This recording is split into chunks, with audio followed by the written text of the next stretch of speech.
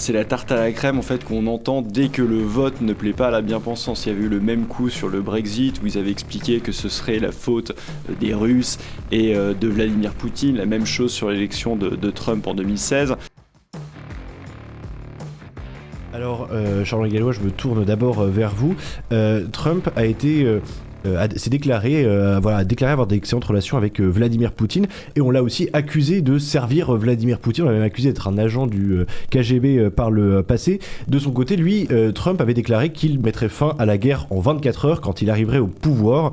Ma question, c'est est-ce qu'aujourd'hui, les États-Unis ont toutes les cartes en main pour résoudre ce conflit ? Alors, déjà, je vais peut-être répondre sur la partie de Trump sous influence du Kremlin, parce que il se trouve qu'il y a eu des enquêtes parlementaires derrière dans les deux pays. Il s'est avéré qu'il n'y avait absolument aucune ingérence russe, que ce soit lors du Brexit ou que ce soit lors de la première élection de Donald Trump. Donc ça, c'est grotesque. Maintenant que Donald Trump ait de bonnes relations avec les dirigeants internationaux, c'est plutôt une bonne chose. Et moi, comme je l'ai dit souvent, les élections américaines, ça ne concerne pas directement les Français. C'est pour ça que je trouve ça ahurissant quand je vois des journalistes de BFM limite en pleurs qui nous expliquent que Trump serait Hitler et qu'ils joueraient leur vie sur cette élection. Il faut se détendre, déjà ils ne sont pas américains, donc je pense que leur avis intéresse assez peu les Américains. Je pense que la propagande médiatique française contre Donald Trump n'a aucune influence vis-à-vis des Américains. Mais d'un point de vue français, il y a des répercussions à cette élection, et c'est notamment le cas, je pense, qui devrait intéresser les Français, ce sont les enjeux internationaux. Et quand on regarde les enjeux internationaux, je pense qu'une élection de Donald Trump serait une très bonne chose pour la France, parce que quel est le grand problème de la France et de manière générale de l'Europe à l'heure actuelle ? C'est ce conflit entre l'Ukraine et la Russie. Et faut savoir déjà, c'est coûteux en termes d'hommes, quand même. On aurait pu éviter 500 000 morts, c'est dramatique à la fois côté russe, côté ukrainien, mais c'est aussi coûteux pour les Français. Et quand on voit le matraquage fiscal, ce qui se prépare lors du budget, je rappelle quand même que l'Union européenne a déjà donné 50 milliards d'euros à l'Ukraine et va en donner 35 milliards de plus. Donc c'est un coût, la France donnant à peu près à chaque fois 18,5 de ce que donne l'Union européenne, de 16 milliards d'euros pour les Français. Et donc, à tous les niveaux, en fait, on a intérêt à mettre fin, sans compter la question énergétique, à mettre fin à ce conflit entre l'Ukraine et la Russie. Alors peut-être que Donald Trump ne le fera pas en 24 heures, mais je pense qu'en tout cas, il mettra tous les ingrédients pour qu'il y ait une fin rapide à ce conflit. Et c'est dans l'intérêt, évidemment, de la France, d'où mon souhait de voir Donald Trump l'emporter le 5 novembre. Randy Yellows, justement, le fait est que, comme vient de le dire Charles-Henri Gallois, les Européens n'ont globalement plus envie de donner autant d'argent à l'Ukraine, de financer autant toute cette guerre. Et c'est quelque chose que moi-même j'ai pu voir aussi aux États-Unis, où beaucoup d'Américains me disaient en fait on donne des dizaines de milliards d'euros à l'Ukraine. Et je crois que c'est Donald Trump qui a eu cette très bonne phrase qui disait que Zelensky était le meilleur businessman qu'il ait rencontré, parce qu'il arrivait aux États-Unis, il repartait toujours avec des dizaines de milliards sans rien payer en retour. Donc concrètement, est-ce que, selon vous, il faut que les États-Unis arrêtent de financer l'Ukraine, et est-ce qu'il faut quelque part abandonner l'Ukraine à Poutine ? J'estime que ça fait partie de la logique de l'industrie militaire aux États-Unis qui maintient ces guerres sans cesse, et que c'est dans l'intérêt pour faire durer cette guerre, malgré les pertes que notre invité a dit, 500 000 de chaque côté, et qu'ils ne vont pas cesser de financer cette guerre. Il les considère donc, l'idée de ne pas vouloir avoir de la paix, c'est clair, c'est la position de Biden et de Harris, parce qu'il n'estime pas que M. Poutine soit un partenaire pour la paix. Parce que chaque fois, il ne considère pas d'avoir des échanges avec lui, des discussions. C'est vraiment, on le voit dans les échanges chaque fois, et il ne les prend pas au sérieux, il avance des propositions, personne ne l'écoute, personne ne veut rien entendre de leur part. Il faut dire que Boris Johnson, 4 mois avant le début de la guerre, avait un plan de paix entre les Ukrainiens et la Russie, et avec l'influence des Américains derrière, ils ont refusé d'accepter ces plans de paix. Il faut se poser des questions. La guerre est là pour gagner de l'argent. Et que c'est vraiment ça. Et qu'on voit la gâchis. Regardez ce qui s'est passé en Afghanistan. À l'époque, quand ils ont quitté l'Afghanistan, ils ont laissé 90 milliards de dollars en équipement militaire pour les talibans. Et sur place. Donc, vous voyez, il faut se poser des questions, et que ça fait un grand commerce. C'est connu, comme vous avez parlé avant des néoconservateurs. Aujourd'hui, M. Trump, bien entendu, n'est pas l'ami des néoconservateurs, au moins ceux qui sont au sein du gouvernement, qui veut pousser la guerre, mais il veut militaire et une armée très forte, c'est différent. C'est-à-dire, pour pouvoir assurer la paix, il faut avoir quand même des forces militaires pour avoir des forces de dissuasion à travers le monde, comme il a pu les faire pendant son mandat. Donc, pour moi, je pense que M. Poutine sera ouvert et à l'écoute de M. Trump pour trouver la paix. Alors c'est vrai que ce que vous venez de dire, c'est qu'on fait pas la guerre, on fait pas la paix tout seul, tout simplement. Et c'est vrai que quand on fait la paix, il faut l'organiser avec Volodymyr Zelensky et avec Vladimir Poutine. Alexandre, je te coupe juste quelques instants puisqu'on va accueillir un troisième invité. On va te retrouver tout à l'heure, Julien. Tu vas laisser ta place à Lucien Rabouille, journaliste et critique littéraire pour Causeur. On te retrouve tout à l'heure. Bienvenue, Lucien Rabouille. Bienvenue chez Frontières. Bonjour madame. Alexandre, je te laisse reprendre cette... Oui, tout à fait. Oui, donc il y a une autre question qui est relative à la France, parce que c'est vrai que Charles Gallois, vous le disiez bien au début, la question c'est pas tant de s'intéresser pour ces élections parce que ce sont des élections, mais aussi parce qu'elles auront des répercussions sur la France. Et il y a effectivement une question qui est aujourd'hui celle de la dépendance de la France aux États-Unis. Et aujourd'hui, Lucien, on peut justement peut-être en parler avec toi, mais le gaz qu'on reçoit aujourd'hui en Europe est un gaz qui est largement américain, surtout depuis le début du conflit entre la Russie et l'Ukraine. Concrètement, si Trump déclare une guerre commerciale, est-ce qu'il y aura des risques à ce moment-là pour l'Europe ? En effet, vous faites allusion à la révolution énergétique qui a permis à l'indépendance aux États-Unis à la fois de conquérir son indépendance énergétique depuis le début des années 2010 avec le gaz liquéfié, qui est le gaz et pétrole de schiste. Les États-Unis ont effectivement vaincu quelques réticences environnementales et écologistes. Et désormais, non seulement ils ont l'indépendance énergétique, et ensuite, en plus, grâce au soubresaut géopolitique, ils arrivent à l'exporter et à le vendre. Ce qui leur a considérablement rempli les poches et ce qui a, comme vous le savez, des conséquences politiques dans tout le continent européen. On parle du plan de licenciement à Volkswagen, on parle du renchérissement de l'énergie. Alors, Donald Trump lancera-t-il une guerre commerciale ? Je parle sous le contrôle d'un expert de la chose industrielle. Donald Trump a plutôt tendance à lancer des guerres commerciales avec des espaces dont il est en déficit commercial, justement. Tenté qu'il est de rééquilibrer la balance commerciale américaine qui est encore aujourd'hui structurellement déficitaire.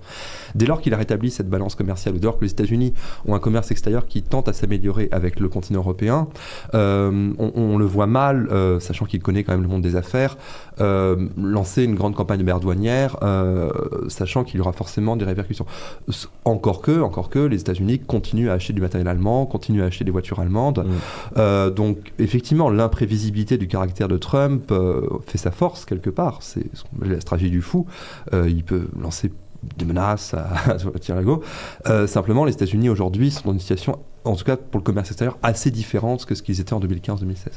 Là-dessus, juste quelques chiffres. Je pense que le problème de la France, fondamentalement, est de faire partie du bloc de l'Union européenne. Parce que si la France est plus ou moins à l'équilibre avec les États-Unis, donc si on était un pays indépendant commercialement, la politique commerciale, c'est une compétence exclusive de l'Union européenne, il y aurait zéro représailles en fait de Donald Trump vis-à-vis de la France parce qu'il n'y a pas de nécessité d'équilibrer cette balance. Le problème étant que l'Union européenne, c'est les deux tiers, l'Allemagne, il faut dire les choses, a un excédent de 150 milliards d'euros vis-à-vis des États-Unis. Donc là, Trump évidemment va dire c'est pas acceptable, je vais monter les droits de douane. On parle d'une hausse des droits de douane de l'ordre entre 10 et 25%. Donc ça peut avoir des impacts, mais en réalité, si les politiques commerciales étaient indépendantes des pays, ils le feraient uniquement quasiment vis-à-vis de l'Allemagne. Mais on va en payer les pots cassés parce qu'on fait partie de l'Union européenne. Maintenant, effectivement, l'excédent le plus grand, c'est pas vis-à-vis de l'Union européenne, c'est vis-à-vis de la Chine. Là, c'est à peu près 300 milliards d'euros. Et on parle de droits de douane bien plus élevés, de l'ordre de 60%. De toute façon, ce qui est une nécessité, qu'est-ce qu'a fait la force de Trump en 2016, même en 2020 et maintenant en 2024 ? Il y a plusieurs sujets. Il y a évidemment la question migratoire, mais il y a la question aussi de la réindustrialisation. Et c'est pour ça qu'il est très populaire, notamment aussi dans les États qui sont désaffectés de ce côté-là. Et il n'y aura pas de réindustrialisation des États-Unis, même si elle a en partie commencé grâce à l'indépendance énergétique, s'il n'y a pas de protectionnisme intelligent vis-à-vis de la Chine, en fait. Et ça sera une manière, ces droits de douane, de rapatrier des productions qui sont à l'heure actuelle en Chine aux États-Unis. Donc je pense qu'il mettra le paquet vis-à-vis de la Chine, mais il y aura des répercussions vis-à-vis de l'Europe qui peuvent être néfastes à court terme, mais moi je pense, parce que je suis aussi partisan d'un protectionnisme intelligent pour la France, je pense que philosophiquement, ça peut être intéressant pour nos dirigeants français s'ils se mettent enfin à comprendre les choses, parce que en fait, peut-être qu'ils vont se dire ce que fait Trump, c'est pas si bête, comme on a tendance à singer, à copier ce que font les États-Unis à 10 ou 15 ans près, et qu'on aura aussi cette mentalité en France. Donc à moyen terme, on voit que ça peut être positif pour la France, même s'il peut y avoir quelques dégâts à court terme. Oui, juste pour ajouter une observation, pour aller dans votre sens, il faut savoir quand Trump a négocié les accords commerciaux en 2020, c'était historique avec la Chine. On n'a pas trop parlé dans les nouvelles, mais l'Union européenne n'a pas renouvelé son accord commercial avec la Chine avec un accord douanier préférentiel tout de suite après. Donc, ils ont suivi l'exemple de M. Trump et c'était un peu dans ce sens que vous dites. Ils suivent les Américains, ils se rendent compte qu'il y a des avantages à tirer de cette situation et à mon avis, ça va se suivre de la même manière. Dès que les Américains vont renforcer leur politique de protectionnisme à l'égard de la Chine, à mon avis, l'Union européenne va suivre comme ils ont fait en 2020. Et alors, toujours pour rester sur la question de l'Union européenne, la campagne l'équipe de campagne de Trump a annoncé justement sur ce sujet précis qu'elle comptait sur l'Allemagne, je cite, qu'elle comptait sur l'Allemagne pour avoir un rôle militaire croissant en Europe. Est-ce que c'est pas une mauvaise nouvelle pour la France et est-ce que ça veut pas dire que la France est reléguée quelque part sur un second plan, Lucien Rabouille ? En effet, comme le dit Charles-Henri Gallois, le grand rival commercial des États-Unis en Europe, ça reste l'Allemagne. Donald Trump avait dit en 2015-2016, je ne veux plus voir une seule bagnole allemande sur les rues de Washington ou sur les rues. Voilà, il y avait une version extrêmement démagogique et c'était aussi une manière de relancer l'industrie automobile américaine. Alors, pourquoi pousse-t-il l'Allemagne à assumer un rôle politique ? La seule chose qui manquerait aujourd'hui à l'Allemagne pour être un peu l'hégémone en Europe et à assumer une espèce d'impérium européen serait effectivement qu'elle vainque cette inhibition qu'elle a par rapport à la puissance et que l'on comprend, c'est le poids de l'histoire. Les États-Unis, l'Angleterre, la France, cela fait des années, des décennies qu'ils disent à l'Allemagne mais jouez un rôle politique plus important et ça fait des années que l'Allemagne pour autant se retient, qu'elle exerce cette puissance de manière extrêmement machiavélique. On connaît les stratégies commerciales avec l'Europe de l'Est, on connaît les manipulations au niveau des travailleurs détachés, et pour autant que elle ne réarme pas brutalement, sauf quand c'est dans un contexte, sauf quand elle arrive à l'argumenter en disant que c'est de manière strictement défensive, comme c'était le cas pendant la guerre en Ukraine. Elle n'a pas, par exemple, d'ambition nucléaire, vous voyez. Et pourtant, elle est incitée un peu comme un pouce au crime. Je pense que la situation actuelle convient très bien à l'Allemagne, cette espèce de puissance douce qui a une hégémonie de fait, qu'elle n'a pas à assumer frontalement, avec tous les inconvénients que cela comporte. On ne lui renvoie pas non plus à son passé, à son rapport, un peu son hubris par rapport à la puissance. Donc finalement, ce que fait Donald Trump, ce que font les États-Unis, ce que fait la France, ce que fait la Grande-Bretagne, en incitant sans cesse l'Allemagne à assumer une politique de puissance et une politique hégémonique, c'est quelque part l'inviter à la sortir de sa zone de confort, voyez, et de passer de la puissance douce, de la prospérité, aux politiques. Ce que ne souhaite pas encore, à mon avis, l'Allemagne. D'accord. Et alors, du coup, ça veut dire que concrètement, la France œuvre, tout comme les États-Unis et l'Angleterre, donc, œuvre à rendre plus puissante l'Allemagne, en l'incitant effectivement à prendre une puissance militaire, ce qu'elle a toujours refusé pour l'instant, ce qui en ferait effectivement une puissance incontestable sur le continent européen. On a même vu un ancien ministre macroniste, M. Lescure pour le citer, qui lui était partisan de européaniser, c'est-à-dire donner à l'Allemagne le siège français au Conseil de sécurité de l'ONU et l'arme nucléaire, parce que je rappelle que de par les traités d'après-guerre, l'Allemagne a l'interdiction formelle d'obtenir l'arme nucléaire. Et donc la méthode détournée pour les Allemands de l'obtenir, c'est comme d'habitude d'européaniser le tout, c'est-à-dire pour mettre la main sur l'arme nucléaire française. Moi, écoutez, je ne suis pas partisan d'un réarmement de l'Allemagne. On sait que dans l'histoire, ça n'a pas forcément bien tourné. Je pense que, de toute façon, la France, avec sa dissuasion nucléaire, peut œuvrer en parapluie de l'Europe de ce point de vue-là. Et la France aura intérêt, en revanche, à renforcer son armée. On est à l'heure actuelle à 1,9% du PIB. Les objectifs de l'OTAN, c'est plutôt 2%. Moi, je pense même, de toute façon, au-delà de l'OTAN, pour une France indépendante, on devrait être plutôt à 3% du PIB. Donc, on devrait penser, les élites françaises, plutôt que ce que fait la Macronie à l'heure actuelle, de ne penser que l'Union européenne et de vouloir renforcer l'Allemagne, que l'Allemagne fasse sa politique, c'est très bien, mais je pense qu'on doit penser avant tout aux intérêts nationaux. La défense, c'est pas pour rien qu'elle s'appelle défense nationale. Je pense qu'il n'y a d'intérêts vitaux qui ne sont que nationaux. On l'a vu de toute façon lors du Covid, rappelez-vous, les pays européens se piquaient les masques et autres. Quand il y a danger pour la patrie, quand on est en situation de crise, tout le monde en revient à ses intérêts nationaux. Donc si on est un petit peu pragmatique rationnelle. La défense ne peut être que nationale et la France devrait avant tout investir dans sa défense nationale sans compter ni sur l'Allemagne évidemment ni sur l'Union européenne. De toute façon, l'Allemagne a renforcé un petit peu son armée, il ne faut pas se leurrer, au niveau européen, il y a 2 armées majeures, c'est le Royaume-Uni qui n'est plus dans l'Union européenne et c'est la France. Donc la France et doit la Pologne choisir qui commence aussi. La Pologne commence, mais à l'heure actuelle, les 2 armées les plus puissantes, ça reste quand même la France et le Royaume-Uni sur l'Europe. Randy, moi j'aurais une question sur effectivement comment est-ce que le parti républicain aujourd'hui voit la France ? C'est-à-dire que en fait, est-ce qu'elle lui accorde une importance ou est-ce qu'elle la considère que comme une part de l'Union européenne, quelque part qui vendrait du vin et qui aurait la Tour Eiffel, ou est-ce qu'il y a vraiment une question spécifique française aux États-Unis ? Ils estiment que la France joue un rôle important au sein de l'Europe. Si demain la situation politique change, ils estiment qu'elle peut avoir un rôle important.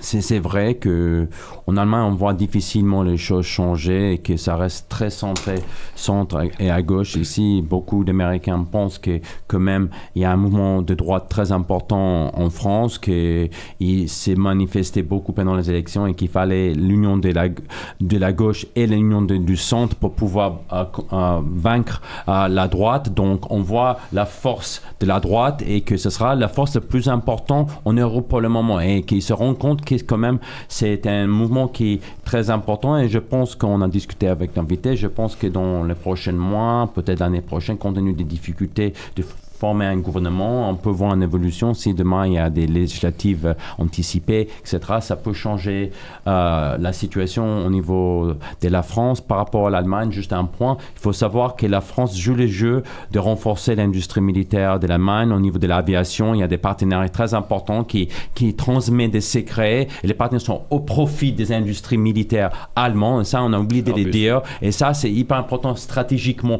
à long terme parce que c'est ce qui s'est passé aussi pour la technologie nucléaire au niveau des sous-marins. Ils ont passé ça aux Américains. Là, ils sont en train de passer au niveau de l'aviation. Dans des secteurs clés militaires, ils sont en train de partager des secrets et avec des pays amis. Pour demain, on sera encore au niveau secondaire, comme on a fait avec notre secteur nucléaire. On a abandonné ça au profit de nos alliés et aujourd'hui, on a augmenté notre dépense énergétique à cause de ça. Merci à tous les 3, en tout cas chers invités, d'être venus ce matin.